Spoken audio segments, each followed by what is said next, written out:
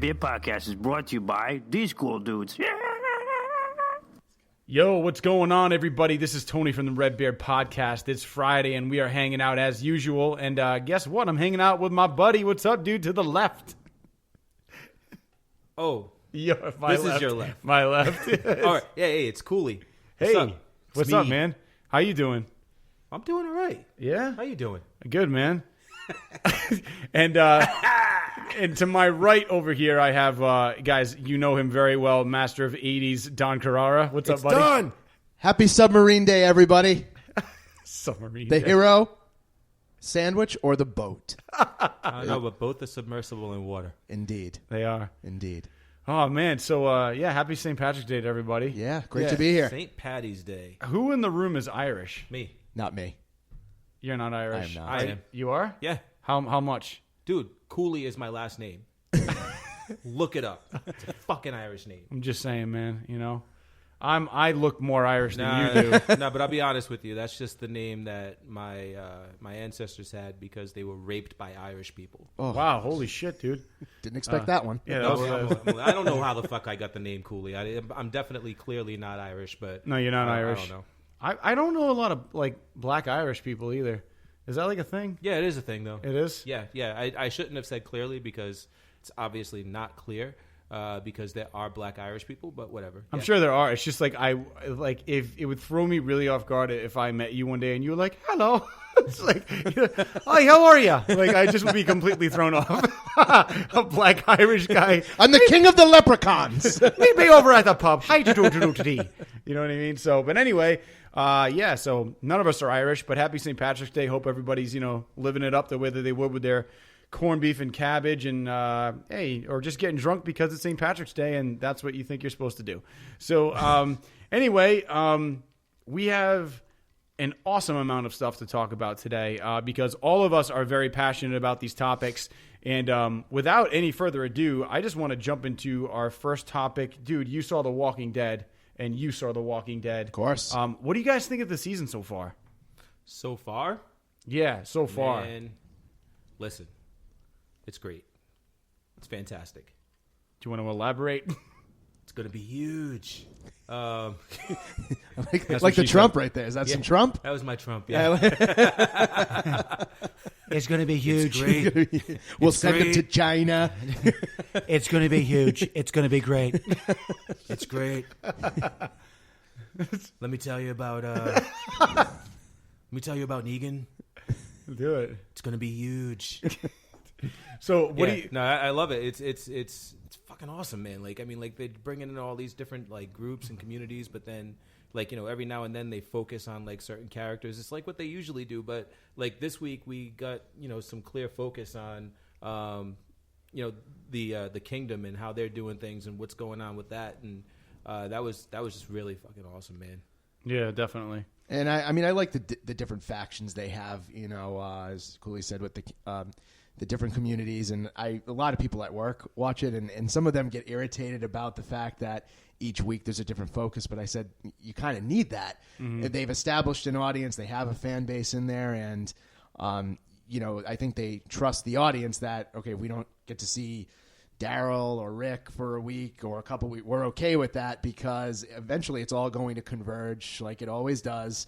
But yeah, I like where this is going. I like this. The second half has been a little bit more uplifting. Yeah.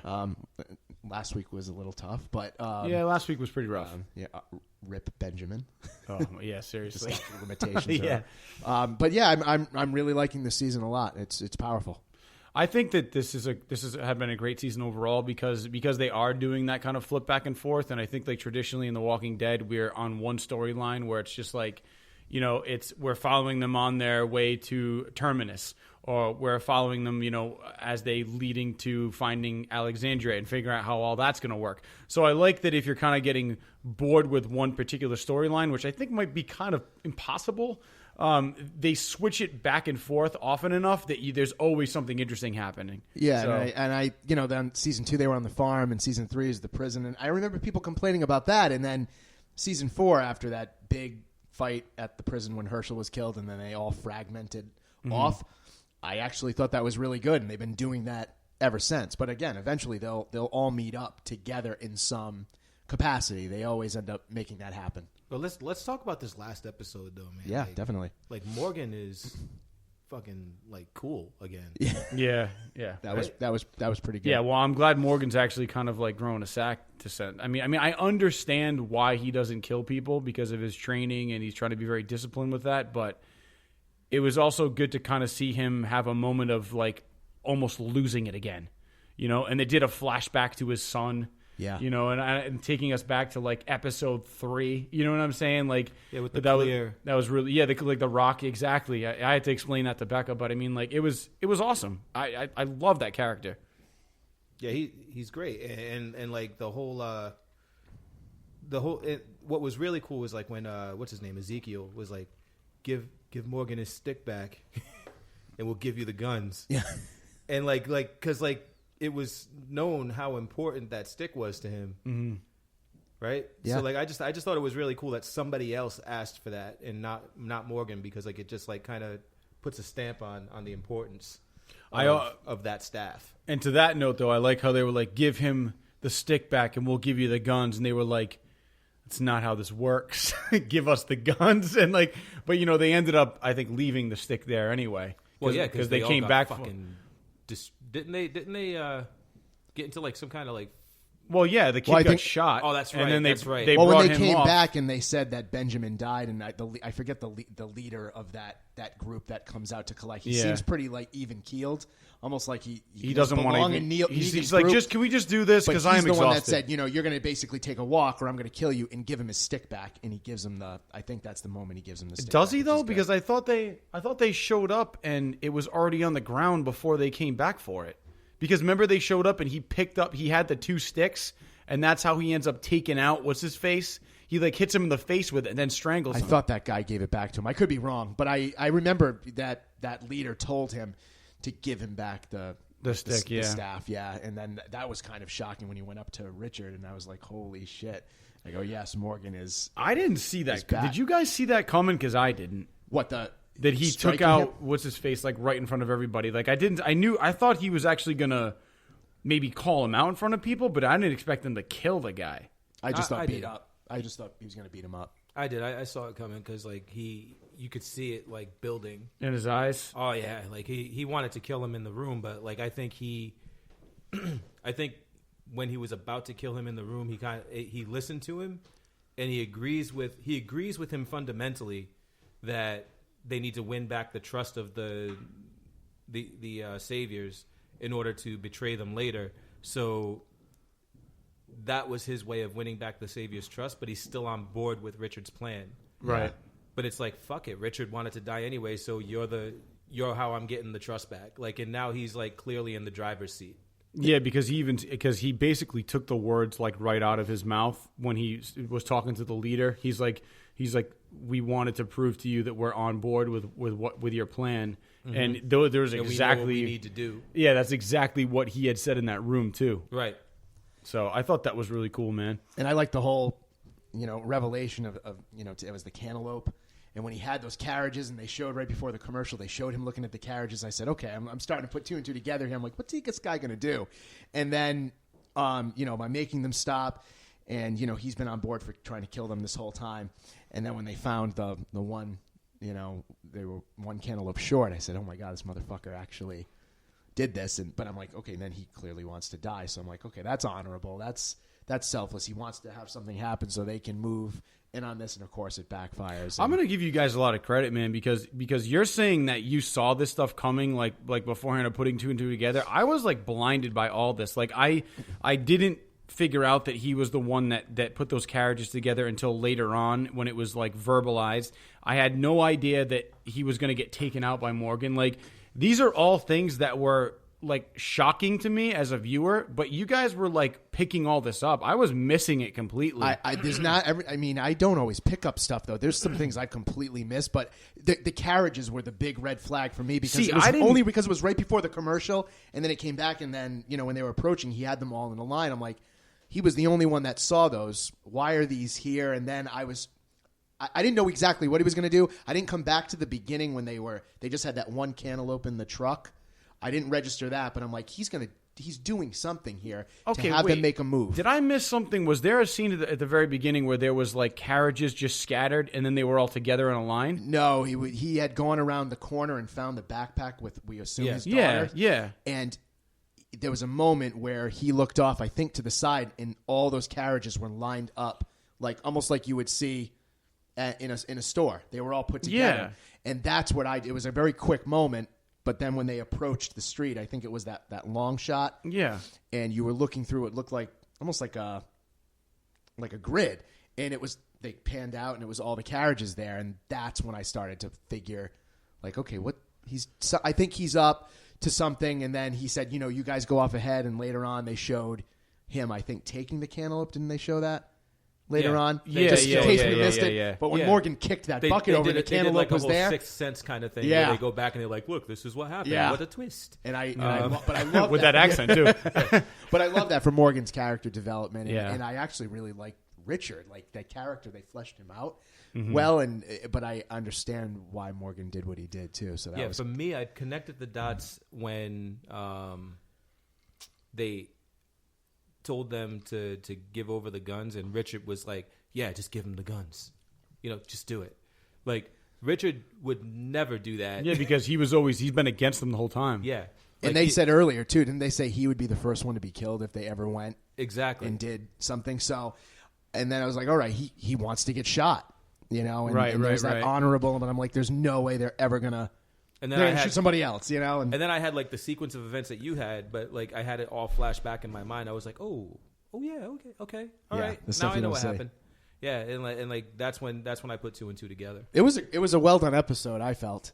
It really was. You I know? mean, my only qualm with this whole season is that I just know that I'm enjoying it like immensely, but I just know that it's gonna get to the point where we're gonna get to the last episode, and then we gotta wait like another fucking year until we actually see this war go down. It's just like this build up, and it's like every episode I'm just like, oh, come on, like start this. I want to see this fight start to happen, and I know it's not going to happen. I know it's not going to happen until next season, and I think it's that knowing that I'm going to have to wait, just like knowing that like just like thinking like, oh, I can't wait to see who they kill, and then we had to wait a whole fucking year to find out that it was Glenn and Abraham. It's just like it bothers me that they're dragging this out. And it's going to be another season of the war officially starting at in the first episode. It's like, God damn it! Like, can't we just start this and then maybe like have it go for 2 episodes and then pick up next season? I get they might lose some momentum, but it's think about driving it, me though. crazy though, dude. Think about it though. I don't think anything that they've done this season has felt like filler or dragging out. Like there's only one episode, and that was the one where she went to Oceanside. That was terrible. Yeah, That's the only one that I stupid. felt like was like a filler episode. Yeah. That was only to close out Corey Hawkins' story. Right. because Yeah, he's exactly. on 24 Legacy, which he's doing a great job on that. I really like the show. But it was the worst episode. I like him as an actor a lot. Yeah. He was good in it, and I like Alana Masterson, but it was just, that's the only one that felt like filler to me. The bottle episode, I think they call it. But other than that, I mean, I think it's don't get me wrong. been pretty steady. Don't get me wrong. The episodes are good, but I just know that where it's going to end. Like, I already know it's going to end right before this war starts, and we're going to have to wait another year. I think that's we're my going to only, lose that's my somebody only else, problem. too. I feel like there's going to be another big death at the end of It probably will be. I wouldn't be surprised by that at They all. might not leave it on this big cliffhanger like, they did last season because so many people were pissed off, but I definitely think that somebody can go, maybe, a main character and maybe like one of the secondary ones potentially before. I wouldn't be we go. surprised if Sasha or what's her face, the other one, Rosita goes. Yeah. Because they're really taking some risks. I mean, I would love to see Rosita go.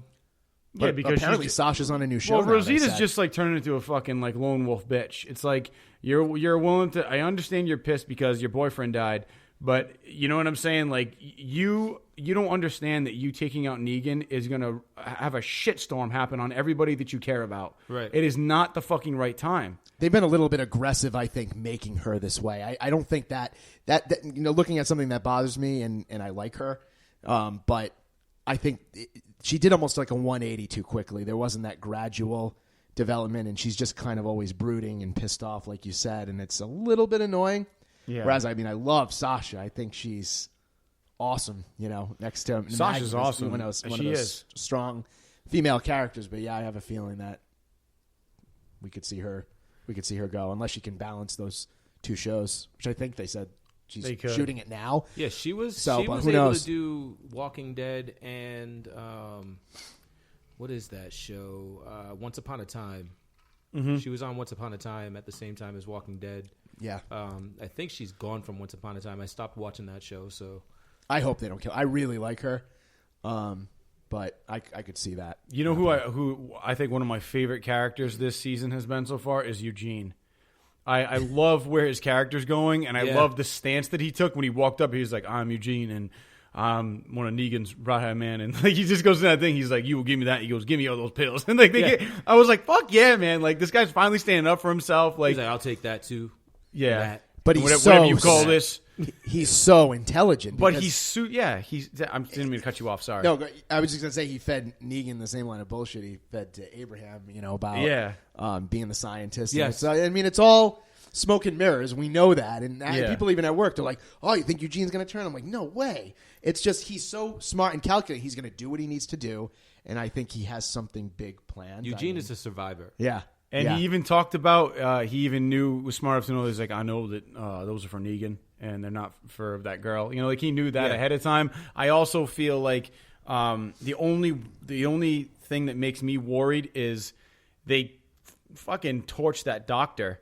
So the second somebody gets sick, he's going to have to show up and play. And if he doesn't, they're going to fucking smoke him out and figure it out. Well, not really, because he never claimed to be a medical doctor. Well, no, didn't he, though? He said he was a doctor. Biologist. Yeah, or science. He said something like scientist, and there's, he would So, have he some might training. he'd have some knowledge of the Yeah, human body. And I think he how has it book works. smarts But enough where he could absolutely. Yeah. But Negan well enough, he'd be like, I thought you said you were a doctor. Like he'll call him out and be a dick about it. Like that's just the way Negan is because he's a friggin' mind games. I mean, I don't know, but I mean, he's probably, as far as development goes as a character, I really like where his character's gone. I feel like it's gone a long way. So, yeah, his episode was really good. Yeah. And that was one too. Like, I mean, it was fun to watch. And anytime Jeffrey Dean Morgan's on screen, I know he's had some mixed reviews. I like him.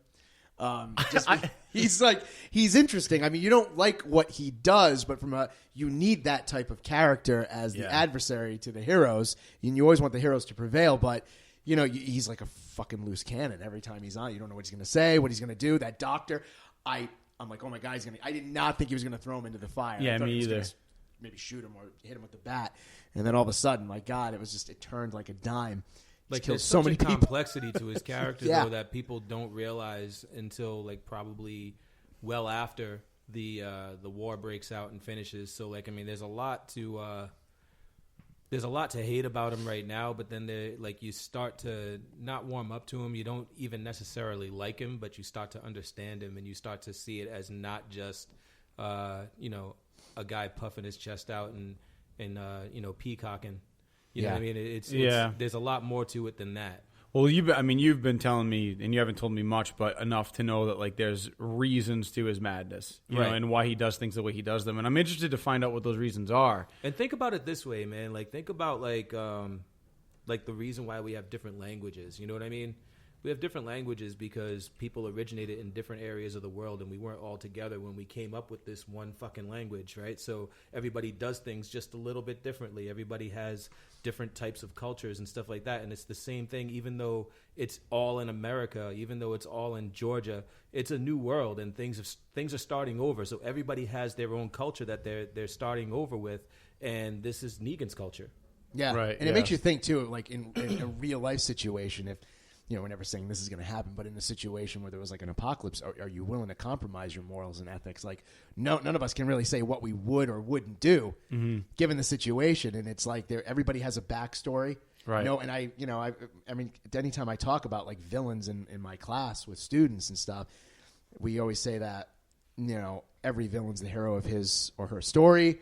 They're never born like that. Just like real people are never born as serial killers or rapists or the worst, individuals of the world. Something drives them triggers to that do that, behavior. and it's that whole backstory. Not to say we have to like them and like what they did, but there's always a factor that catalyst that moves the needle a little bit, you know. Yeah, and everybody has a different idea of what strength and power is, you know, and what being a leader means. So, you know, that all talks to that all points to like what he's about. Like, I mean, it's like we all have different ideas. His idea of being a leader and his idea of keeping his people safe and his idea of, like, you know, being in control and in power is doing what he's doing.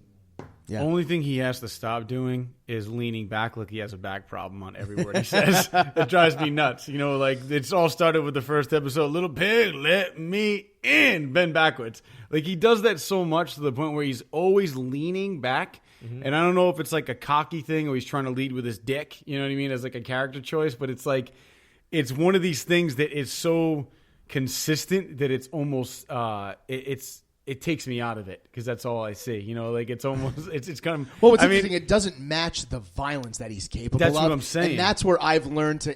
I know exactly what you're talking about. I'm like, what is he doing? But I've learned to accept it because, you know, you see that, and even when he killed Spencer, he kind of had the angle, leaning back, and again, it never matches the violence because he's capable of like the worst type of violence against people.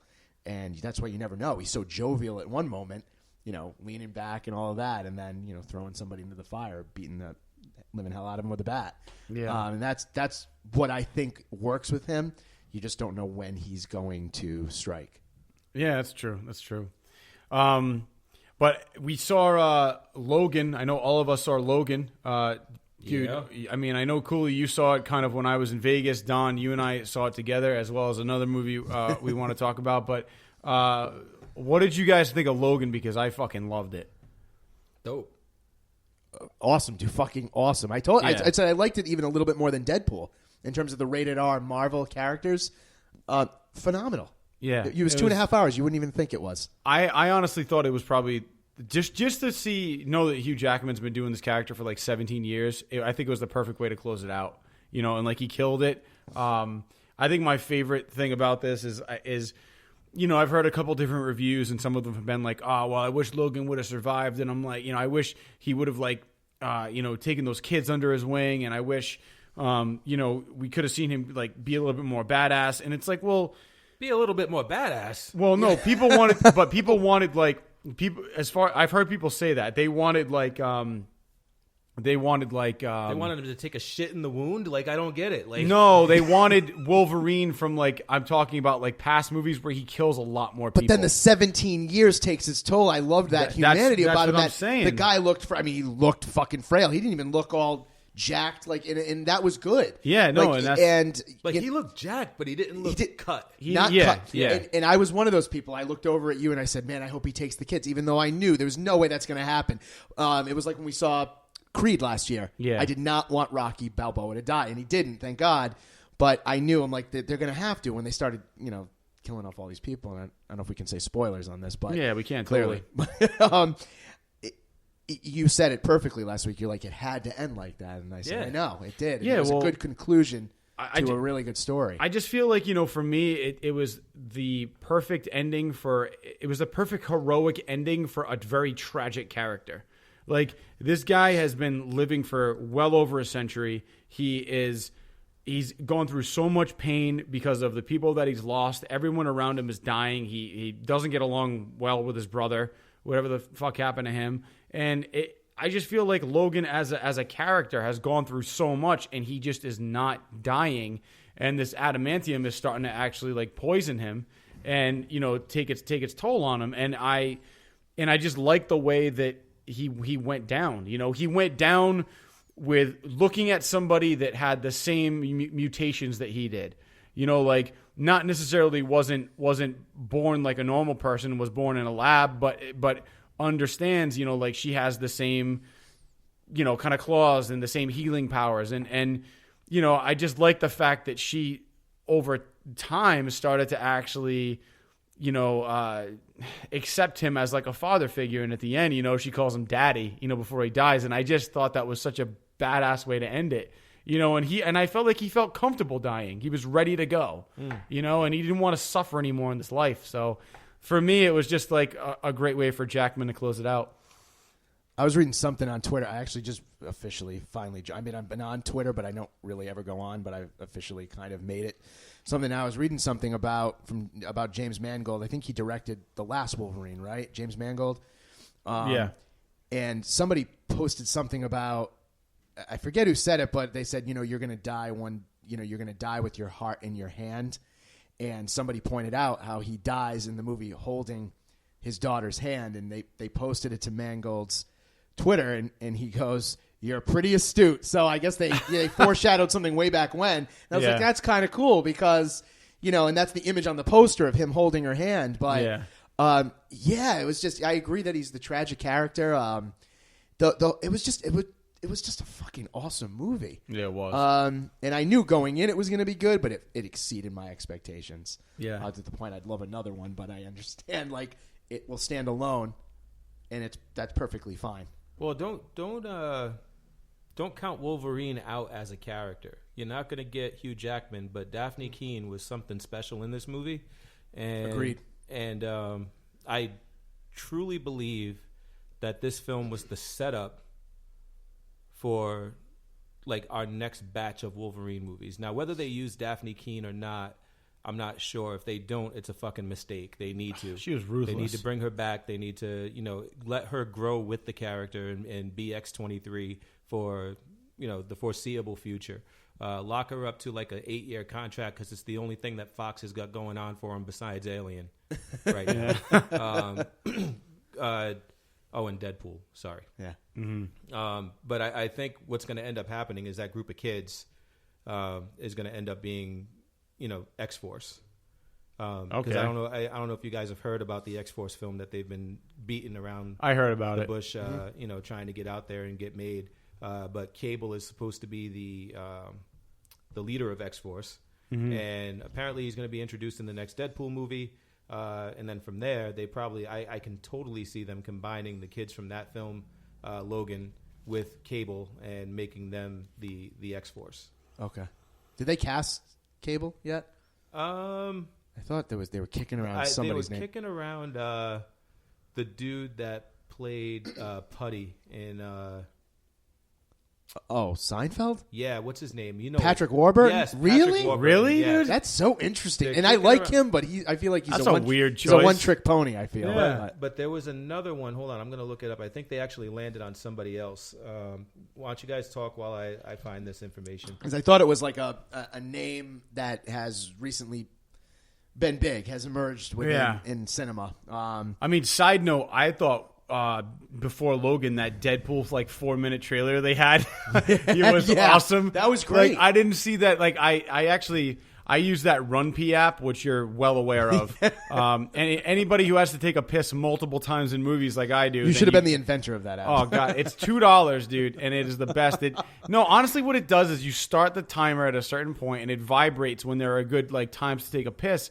But while you're going, man, you can go in and hit a synopsis of what you're missing. So when you get back into the theater, you're caught up. Yeah, right? you came back. You're like, I'm all caught up. I know what happened. I was like, how do you know that? It's like, give a synopsis, bro. Yeah, dude. Reading the synopsis. No, while you're I've taking been a using piss. it for years, man, and it is the best app ever. The best $2 I've spent on an app ever. Hey, man, but that's anyway, awesome. And Duke Lenny loves it because he has the same issue as me. I But gotta go pee. Yeah.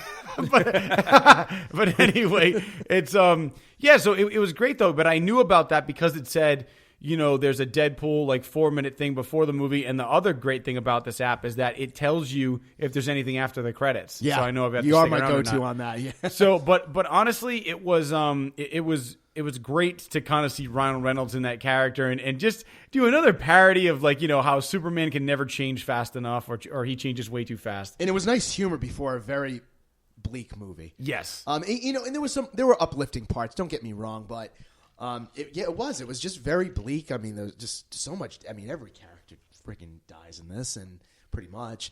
And you know, I loved also how he was just very angry at the world too. I mean, these real raw emotions, and you know, Patrick Stewart I thought nailed it as well. We even saw the fragility of him. These guys aren't these superhuman individuals we've seen for 17 years.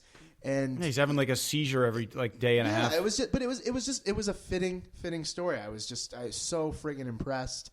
So 2 for 2 in the rated R worlds of these with Deadpool and Logan. Yeah. I still have to thank you guys for dragging me to Deadpool last year because I was so hesitant.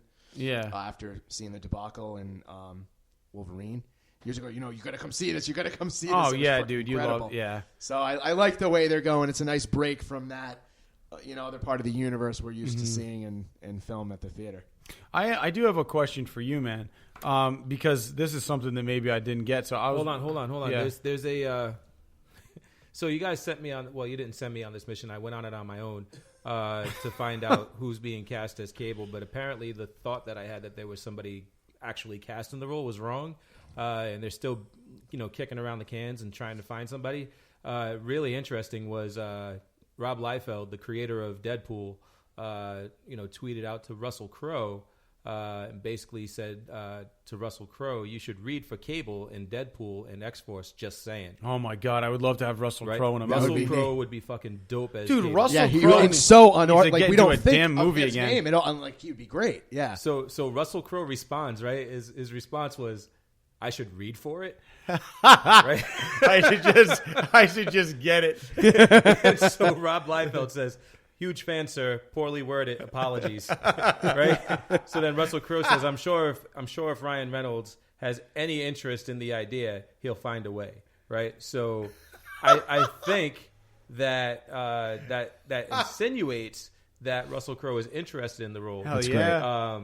And if Ryan Reynolds is not interested in Russell Crowe being Cable, then there is a weird fucking disconnect between me and Ryan Reynolds. And I say weird because so far we've been truly connected in every aspect as far as what he thinks Deadpool and that franchise should bring to the screen. Yeah. There's a weird disconnect if him and I are off on this because he needs to do it. He needs to make it happen. That'd be so cool to see Russell Crowe in that. Are you not entertained? Is this not why you are here? Ding, ding, ding. Movie line autism. Give him any fucking movie. Just throw it out. He'll have a line from it. It's incredible. It really Here's a is. who. What? I never saw it. No, give him. Honestly, this is a fun game. We should actually have get viewers to call in and win some shit from this. Just give him just a movie from the 80s that, that's. Give him a really popular one, and we'll work our way down. Just a quick little. License to Drive. License to drive. I don't know how I learned how to drive backwards. I just practiced. See, it's ridiculous. Give him another one. Honey, I Shrunk the Kids. Dad, don't eat me, no! See. Keep going, Dad. Yeah, just keep moving the spectrum. I like how you guys are struggling with the movies. No, I'm trying. Oh my god. Mystic Pizza. Mystic Pizza. Ooh. Oh, Mystic Pizza. Mystic Pizza. No one knows lines no, from Mystic Pizza. You go. I don't know why you guys are mad at me. I didn't know that he was seeing somebody. I'm just gonna have to say that he knows it because I don't know any lines from Mystic Pizza. I don't even think I've seen Mystic Pizza. I've driven by. You it in have Connecticut. seen Mystic Pizza, you fuckers. Probably not. Yeah. One Crazy Summer. One Crazy Summer. John Cusack. I don't. Actually, I've never seen that. Never seen it. Dude, Sorry. we gotta watch that. Oh my! Well, Have you no, seen One Crazy Summer? I'm talking about Wet Hot American Summer. Wet Hot It's so funny American because a Summer. colleague of mine was talking about that today. The This same is the line. fucking best $2, line. Yeah. and he had to remind me. He goes, "Do you know what that's from?" I'm like, "Oh my god, I got a Tony Emerald at work." And he goes, One Crazy Summer. You got to watch it. It's See, I'm thinking like Wet Hot American Summer or like. Well, give us a line from Wet Hot American Summer. Oh Jesus. It's like a dancing monkey. No. Wet Hot American Summer. I honestly I saw it once. I don't remember. But yeah. Anyway. Well, before I so rudely interrupted you with those really cool tidbits of information about Russell Crowe, you were about to ask me something that you needed clarification on in the Logan film. Yes, not in the Logan film per se, but Sure. I rewatched the last half of the Wolverine last night, where it took place in Japan. Okay. Yeah. Not the best movie. No. But I'm assuming as if Hugh Jackman is playing the character that all these movies are leading up to Logan, correct? No. Okay, so they're just separate movies. Well, I mean, I think Logan and the Wolverine are tied more closely than any other films because of the fact that they're both directed by Mangold. Okay, then explain this to me. He gets his fucking adamantium claws ripped off, and he has bones at the end of the movie like he does naturally, and then in Logan, he's got his adamantium claws back. Explain that shit to me, because that made no fucking sense. The adamantium was bonded to the bones that he naturally has. Like, if the bones get broken off and he grows them back because of his healing powers, I get that. I'm gonna say 10 years, man. 10 years? 10 years explains it. Like, I have no fucking idea what happened in the 10 years between that film and the end of that film and the beginning of this film. So who knows how he got them back? But in the comic books, he has bone claws for a long ass time and then gets his adamantium back. So, and that's done through, like this adamantium quest that he went on because he was regressing into this feral state, and they needed to do that in order to bring him back to being like the Logan that they know and love, because the adamantium was somehow keeping him stable, which is really fucking, it's a dumb fucking plot. I'm not saying it makes sense, but that's what, like, it sounds really fucking dumb when I say it out loud. But the but that's what happens. I'm so mad. That's what happens in the comics. I don't know what happens in the cinematic universe that Mangold created between these two films. Yeah, it was just weird because I'm watching that last night. I'm like, it doesn't make sense. But just remember, there's 10 years in between the films. Like, this film takes place in 2025, I believe, right? That's something like that, yeah. That's when it starts. Or 2029, maybe they said? Or, yeah, something like that, yeah. So there's either 10 or 14 years in between the two films. Mm-hmm. So... Where he gets another adamantium operation. Sure. There's plenty of time. Makes there's sense. Plenty of time for that to happen. Yeah. So anyway, we both also saw Kong, which... Tony, it makes as much sense as there being a dude that has a fucking healing factor and adamantium claws to begin with. Well, so, first of all, that is the character. But him growing adamantium claws back over his bone claws doesn't make any sense. I didn't say he grows them back. He gets surgery. Yeah, that's what I'm saying, though. Why would he put himself through that again? Because he needed to. See? That's the worst answer. Because he needed to. He needed to. All right, anyway. And you know the other thing I always thought was really weird, too? What? Is why are they automatically sharp like that?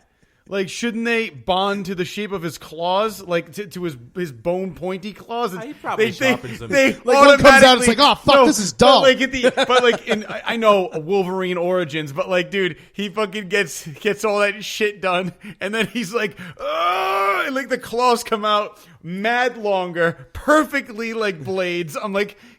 That makes no sense. They should have at least formed to the pointy blown. Like, that's the only thing that's a little bullshit to me. But, I mean, come on. His claws are fucking cool. That's the only thing? Well, there's a lot of shit wrong with that movie, but that was one of the things. Regardless of what people think, and the ending of it with Deadpool was fucking horrible, I thought Hugh Jackman did a good job. I liked it. Jackman always does a good job. Yes. It's never the actor's fault. He killed it as Wolverine in Origins, but it wasn't the best movie, no. Yo, no, he's great. Ben Affleck was fucking awesome in Daredevil. But Daredevil sucked. Daredevil was terrible. Daredevil was terrible. Yeah. I don't have a big reference of the TV show. I've only watched a few episodes, but I like the TV show. No, you're right. It's not. It's not. It was just. Ugh. Hey, they told that motherfucker to dance in the playground. He danced in the playground. And because Ben Affleck because Ben Affleck actually, did Daredevil and actually got torn apart in Batman v Superman, he last week just got a 2 weeks of rehab for alcoholism. So there you go. Nice. Hey, enough bad reviews will drive you to drink. It's like, I should have played Daredevil. Wow. Anyway, so we saw Kong. Kong was a great movie, a fun movie. I would say it was great. I'd say it was fun. Yeah, I'd say it was fun. It was entertaining. It's really hard to sit here and say it was great after seeing Logan. Logan set the bar for me. Well, see, then we do the same thing. We saw Logan first, and I wonder if I saw Kong. I told you the same thing. Like when you texted me, you was like, "Did you see Kong?" And I'm like, "Yep." And you were like, "Well." Because I didn't give him any kind of response. I was just like, yeah. By the way, that was the longest night of my. That was the longest night I've had in a while. We went to an 11:45 show of Kong, which really we did a double feature. We saw Logan and then Kong. So it was like 12:15 when this fucking movie started. But the only thing about that is I find it very hard for you guys to be like when I said, "Oh, what'd you think?" and you're like, "Oh, I like Logan better." Well, it's like, yeah, but they're very different movies. They are. But at the end of the day, they're both movies, and they're meant to, entertain and have a. And you were more entertained by Logan. I was more entertained by Logan. I was more entertained by Logan. Same here. I did like Kong. That was entertaining in a different way. I thought the special effects were great. Kong was awesome. Looked Yeah, it was. awesome. But big, the plot stupid was big. fairly thin. The characters weren't developed, but they acted it well. Yeah, they I did think they did. with what they could. Samuel L. Jackson's yelling as always. And like John C. does Riley Banksy- was fucking amazing. John C. Riley was the best. He was the comic I relief, think. dude. He He's was my awesome. favorite character. He was really does good. Banksy live on that fucking island though? Like, Banksy. yeah, look up Banksy. By the way, like he's a fucking famous stencil artist Oh, that does like all these different stencils. You've probably seen them. he might have Like, been there. I Oh, don't you know. mean the guy? They did the perfect artwork that all matched up. Is that what Yeah, you're talking it's about? like, what the fuck, man? Come on. Do I have to, that do I have to shit- squint that at this bugged and then me. it's going to appear as something? Did it really though? It bugged the shit out of me. I'm like, that's not tribal. there's mechanics to that shit that they did. It was like I was busy being it was like if you mesmerized. look at it from the left. There's nothing. I was too busy being mesmerized But by if the you skull look at it crawlers. straight on. The skull crawlers, though, they were cool. Oh, the skull crawl. Yeah, they were pretty cool. That whole the fight Yeah. sequence within there, which they highlighted a lot in the trailer. You shouldn't have come here. We're all gonna die. I think I looked over to you. I'm like, I think he might be my favorite character. They actually, and we talked afterwards. They did something with him that I thought he was just going to kind of be a throwaway. It's a famous name, famous face. I thought he was going to die, and then he started to become almost like one of the hearts of the movie. You know my favorite another line that he had, because here comes the remembering Yep. again. Go into the Rolodex. Yeah, no, I like when he goes. He says, "Just be careful in the trees." He goes, "The ants," and then he goes, "The ants." He goes, "Yeah." He goes, "They sound like birds, but it's a fucking ant." And I thought that was fucking hilarious that there's ants in fucking trees. I was waiting I'm for like, the holy ants. shit. I was waiting to see the ants. Not to mention that spider that fucking impaled that dude with its leg. that was Holy crazy. Shit. There was one time there was so much going on there. There were so many things on that island. But again, it was a big, good cast, very recognizable. Yeah. How about that setup for the fight of the century though, huh? Yeah. I wish they did that at the beginning of the credits. Right. Though. We didn't need to sit through fucking 15 minutes of credits. Yeah, no, to get to that scene. to me, yeah, it wasn't enough to sit through all those fucking It's credits. a test of my patience. Dude, when I it do was that. actually 9 minutes of credits to be exact, because I was like, "Oh, cool." It said there is something after the credits that you would want to stay for. The credits are approximately 9 minutes. I was like, "What the?" I'm like, fuck? you got my money already. I sat through the movie. Give me the fucking scene at the beginning. I don't want to wait. They should till have, the or end. at least I'd say 30, 40 seconds in. I don't understand, okay? And maybe you guys as theater performers can enlighten me. But I don't understand the need for a fucking group of people to make motherfuckers read credits. Like, I remember back in the day, there was a reward for watching the credits in Mortal Kombat. Really? I'm pretty sure. Am I wrong? There was a game, and maybe it wasn't Mortal Kombat. Maybe it was something else. But there was a game that there was a reward. If you it was Resident Evil. I'm sorry. Okay. If you watch the credits, you got a weapon or a different outfit or some shit.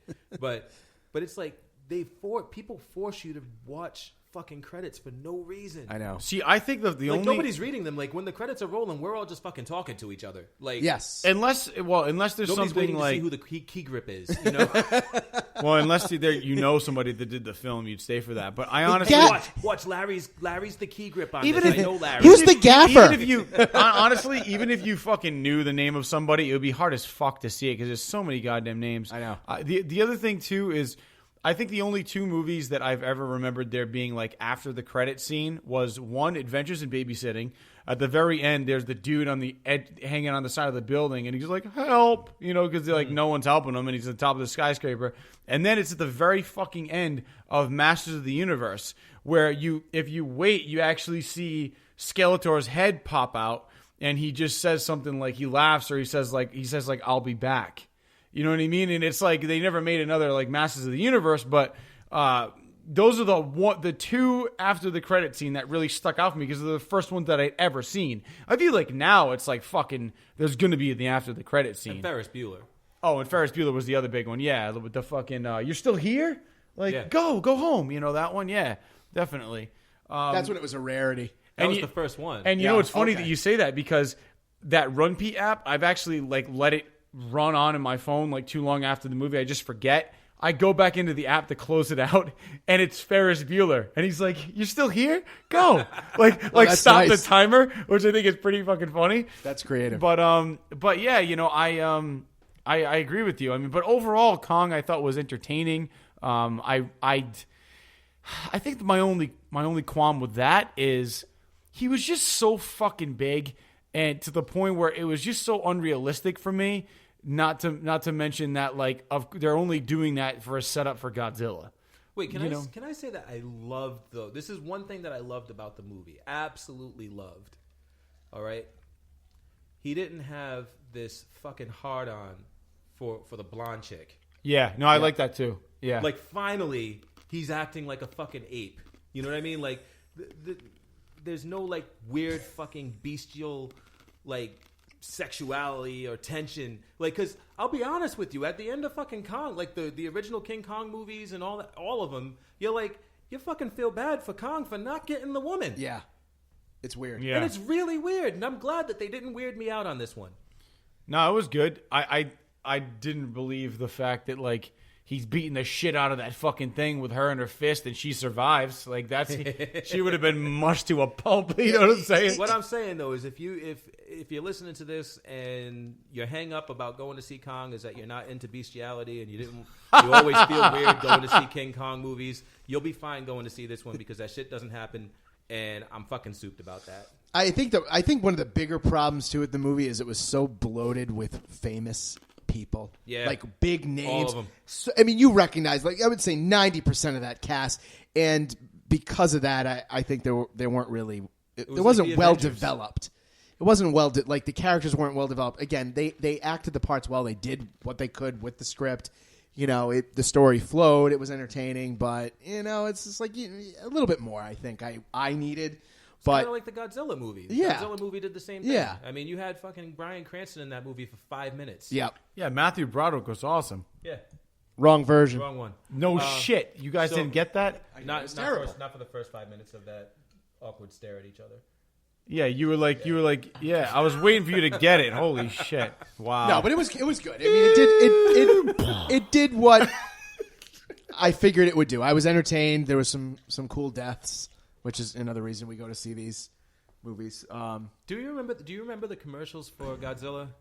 The Bryan Cranston one? Or Yeah. yeah, I do. Do you remember how Bryan Cranston, like, they made it look like he was like the main character in the film? Yeah, they Yeah, and he was in do it such for a good like job 10 at it, don't they? And, Though? like, Yeah. the fucking kid that plays Quicksilver is like the main. It's like they trick you into going to see that kid's movie Yeah, I was telling Tony because he wasn't even in the trailer. Like, he was in the trailer for like 2 seconds. in 24 Legacy, Corey Hawkins is in that. Yeah. And, you know, I'm sitting there watching that with my wife, and they aired a lot of Kong through that. And I saw several trailers of that where Tom Hiddleston was the big focus, Samuel L. Jackson. In the one aired on Fox, Corey Hawkins was like they primarily focused on him. And I'm like, he's not the lead character at all. Don't try to trick this bullshit. Right. Like, you know, we're going to go see it regardless if he's in it. And I'm watching 24. I'm like, oh, I have to go see Corey Hawkins because he's fucking great on 24 Legacy. But you know, there's like that grandma that like watches 24. Like her story. Yeah. You know what I mean? Story. It's like, oh, Corey Hawkins is in a movie? I'm going to go and see that. Yeah, and it's smart marketing. Don't get me wrong. And he wasn't like, I wouldn't say he was a throwaway character. Yeah. Like he was. But boy, outside is of the grandma going to be disappointed. She is. You know. But he became like he was probably the lead secondary actor. You know, next to. But he was kind of John Goodman's. Yeah. John Goodman. Hey, look at him, dude, losing like 100 pounds. Like Right? he looks good, dude. Yeah. I was saying that Cloverfield Lane. Oh, he looked like shit. He in looked so Cloverfield different Lane. Oh from- my god, I was gonna die. 10 Cloverfield Lane was awesome. That was very good. It was good. It was very And good. John Goodman's awesome. I just props. I like everything he Did does. you see Split? Yeah, we did. We saw Split it. was you good. saw Yeah, it. Split was good. You yeah. saw the right Fucking- one, right? I finally saw the right one. What'd you think of that ending? Loved it. Isn't that awesome? did, yeah. Loved it. I didn't see it coming. Nope. Not at all. So I don't want to spoil that. Really, I did. I told you I saw that coming at the end of Split. Well, no, he's what he saw coming was that it was like real life, not that. No, I'm was- talking about the other thing that was in the Yeah. diner. Oh, I didn't see that coming. That was I think that was the big thing. Remember you and I had that conversation? I said, "Man, I don't understand how you saw that coming." Oh, I had no fucking idea. yeah. No. And that's what they were trying. I didn't see That's that what they coming, were trying to really highlight. Like, oh, if you go to see this movie, trust me. And it's not necessarily a twist, but I thought that was really neat. And I thought like, ooh, M. Night Shyamalan got his groove back. Yeah, got his mojo. This was a good movie. Again, I'm not going to spoil anything, but do you think they're thinking franchise here? Or I think so. I think because build on it. People were talking about that specific movie, and people aren't gonna know what the fuck we're talking about. But we've been clamoring. I've been clamoring for I a forgot all sequel about for that that. movie. For I'll be honest with you. Yeah. Until I saw it, and then I was like, "Oh, that movie existed." Yeah, and I loved it. Yeah, that was a good one. That was a good one. Yeah. So yeah, I'd put. Oh, let's talk about the split that I saw before that, though. Yeah, the wrong split. Yeah, I still can't believe you made it through that entire movie, and you were waiting for James McAvoy to show up. He hasn't shown up in like 80 minutes. Like, oh, he's gonna. I'm just like, that's going to be the twist. He's going to show up. They pulled a Bryan Cranston on me in this one. Yeah, no, I thought it was funny that like literally you were like an hour and a half in, and James McAvoy, who's like the main fucking character in the trailers, just hasn't showed up. Or even like, other characters. I feel like I would recognize other people. Like, how come they're not here yet? Yeah, well, it's kind of like you were like, oh shit, like he's gonna show up and like he's gonna play like mad characters the last 10 minutes. Like, what the fuck? Hey guys. I hadn't slept in 24 hours when I started watching that though. So like, that was the greatest. Let's cut me a little slack. All right, we will. But yeah, I got through that whole movie. It was a movie about bowling. That's another thing. Like, Right? like the trailer did not like. You saw the trailer for Split. No, because like I No. You I saw kid. the trailer for Split, but you realized an hour in that these fucking storylines were just not going to match up. Listen though, M. Night Shyamalan, 7-10 split. here's why. There's a group. Here's why though. The movie is about a group of girls, right? Yeah. And a group of guys, and they all kind of like meet each other at the bowling alley, right? Yeah.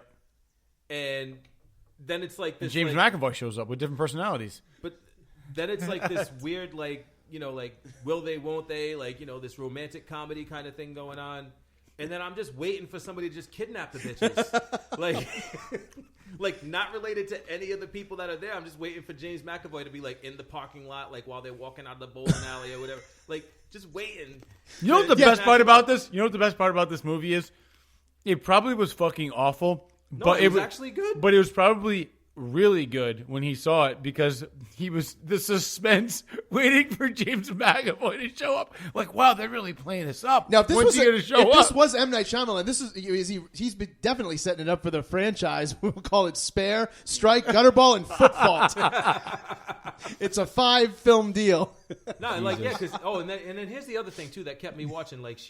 Like, one of the girls, like, the main girl in the story, like, she goes to this party where everybody's hanging out, and like, she goes into the guy's bathroom, and, like, she, like, smells her breath. She's like, oh, my breath stinks. So, like, there's, like, this thing of mints there, right?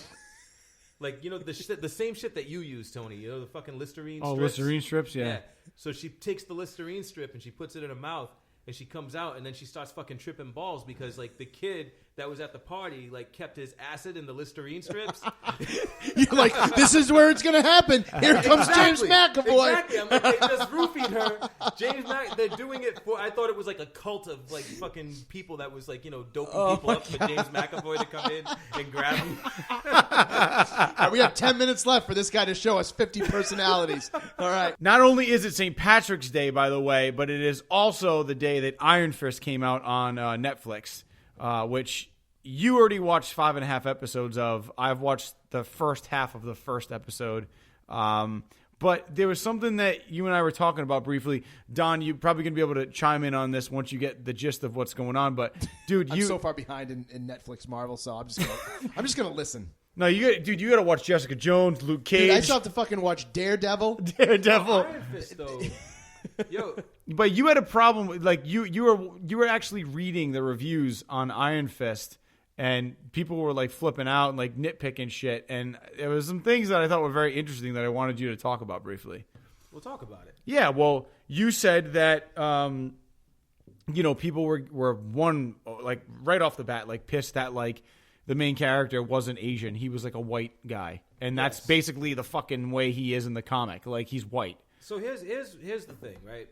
In Hollywood, there is a thing called whitewashing, right? Shit happens, right? It happens. It's a legit fucking problem. But the problem Ghost in the Shell. There's one major one where they fucking totally whitewashed like actual Asian characters, like that should have been fucking played by Asian Americans or even just a fucking person from Tokyo. Like, right. You know what I mean? Like, why the fuck not?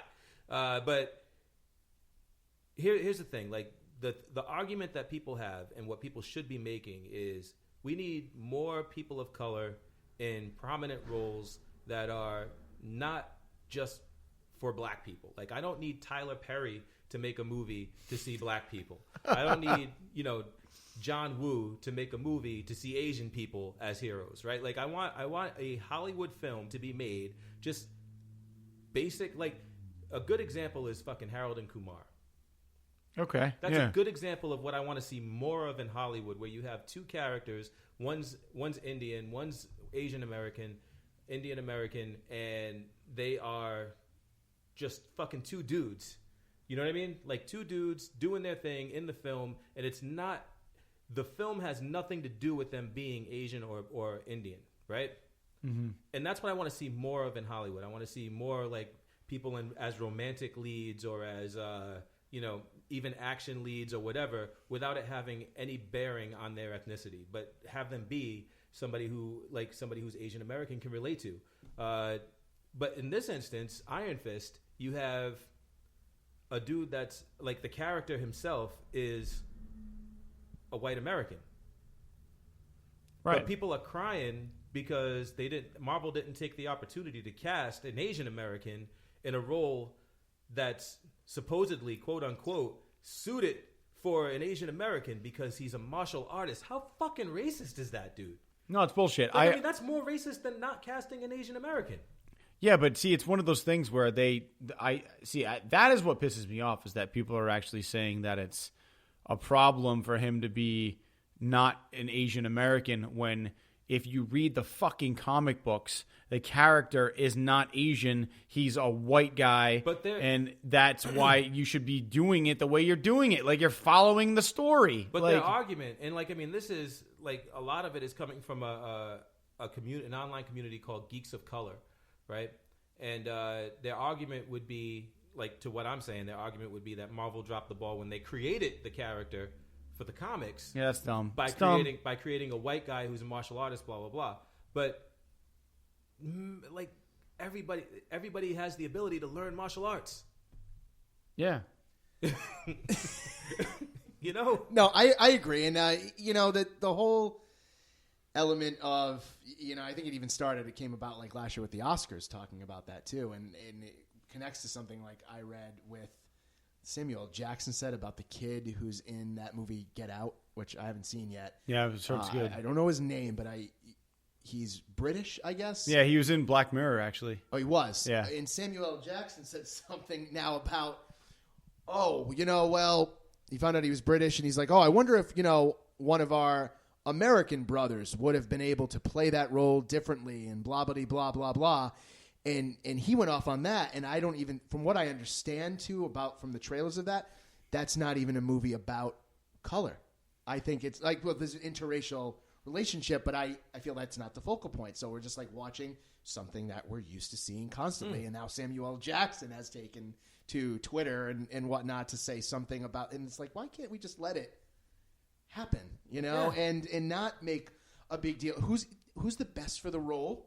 And even if a character is, written as white, could we have somebody who's black? We have somebody who's Asian playing it, if that's the version we want to see. And I feel like you're not going to please someone is always going to have a problem with an issue with race, I feel. And it's like, well, who's the best person to play the role, I don't know. That's the way. I don't know what you guys think about it, but that's... No, I mean, I agree with you, man. I think it really is just, it comes down to who's the best for the role. And I think that, especially throwing out a bunch of bullshit on color because of, because somebody does martial arts or somebody, it just is all about people not being able to move out of their comfort zones. Mm-hmm. And people trying to,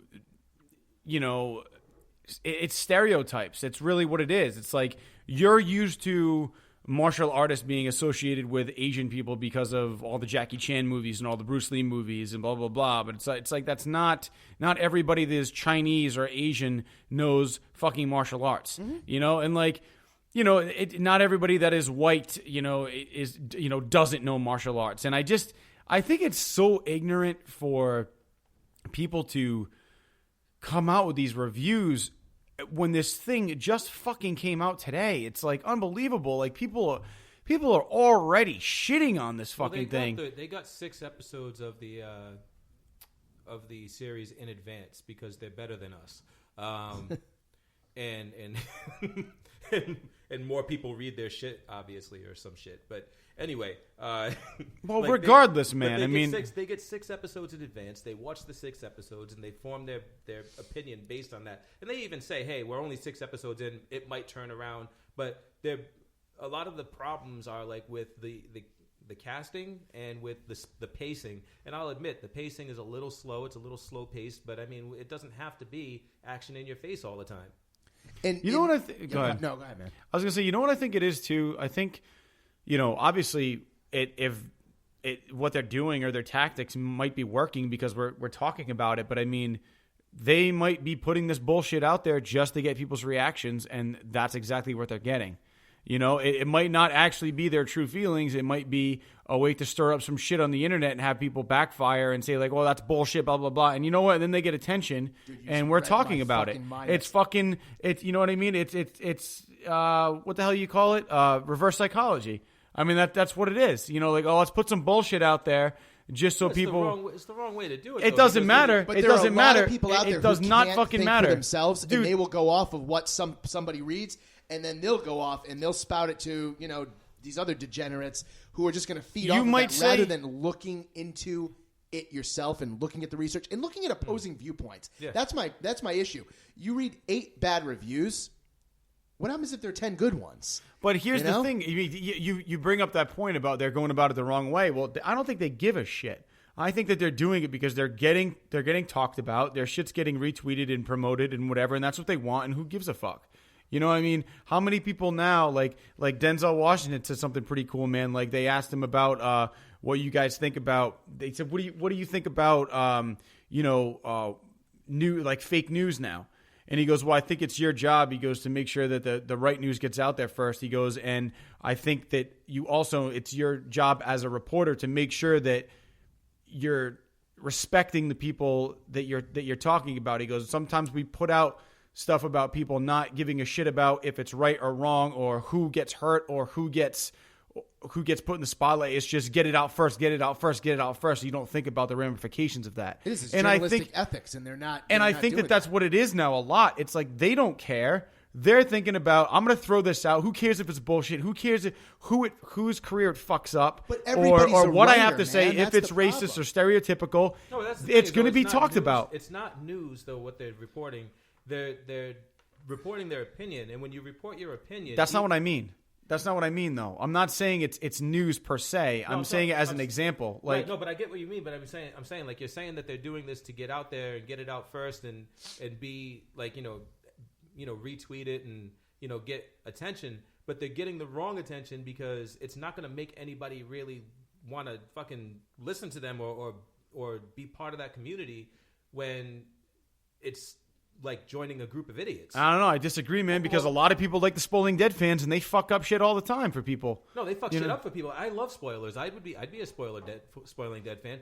Spoilers are different from acting like fucking casting this dude is like putting Charlton Heston in as a fucking Native American. You know what I mean? Like there's a clear-cut difference. This character is who the character is, and everybody's fucking jumping on his ass because he's a white dude playing a martial artist. Well, that brings me back to the point about of Get Out, is that it was clearly written, as this interracial couple, and then Samuel L. Jackson says this, and it's like, oh my God. And this kid who, again, I forget his name, he said, I shouldn't have to prove to anybody that I'm black.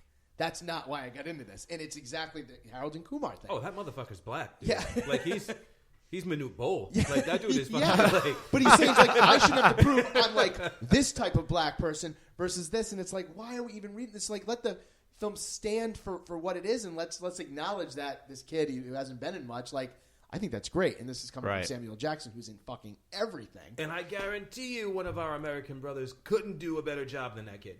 Yeah, and he's saying, well... Because I love that kid. Yeah, he was getting into interracial marriages in the U.S. versus in Britain. I think he's from London, or he was either from London or maybe even like Uganda.